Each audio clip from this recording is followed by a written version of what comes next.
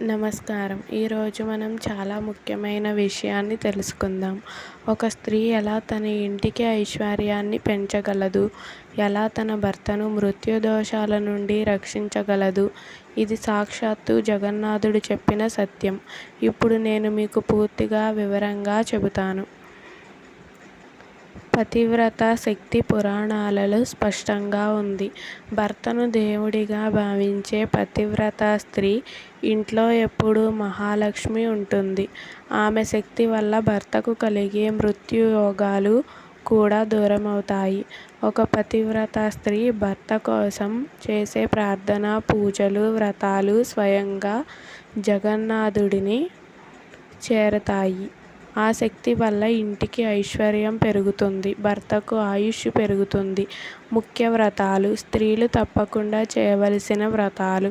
సావిత్రి వ్రతం: వటవృక్షం కింద చేసే ఈ వ్రతం వల్ల భర్త దీర్ఘాయుష్ పొందుతాడు.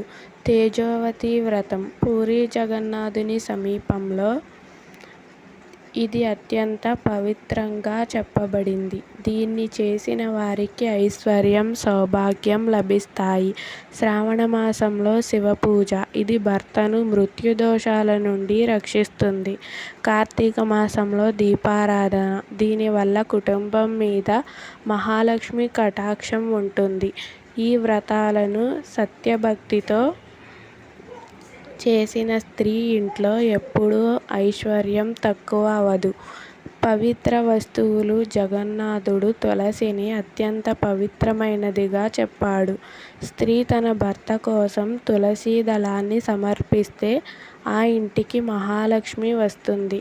అదేవిధంగా సింధూరం ధరించడం ద్వారా భర్తకు దీర్ఘాయుష్ వస్తుంది. మంగళసూత్రం ధరించడం వల్ల దంపతుల మధ్య బంధం శాశ్వతంగా ఉంటుంది. దీపారాధన వల్ల ఇంట్లో నెగటివ్ శక్తులు దూరమవుతాయి.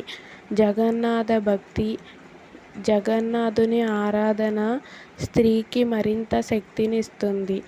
జగన్నాథాష్టకంను ప్రతిరోజు చదివితే భర్తకు ఆయురారోగ్యాలు, స్త్రీకి ఐశ్వర్యం లభిస్తాయి.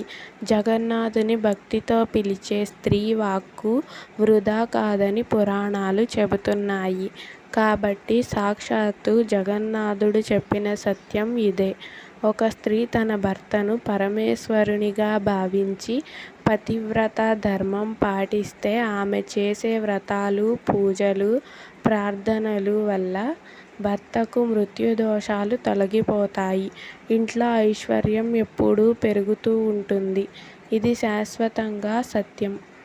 ధర్మాన్ని పాటించడం, భక్తిని పెంచడం, దేవుని కటాక్షంతో సుఖ సంతోషాలతో జీవించండి. Please subscribe my channel and like this video. Comment your opinion.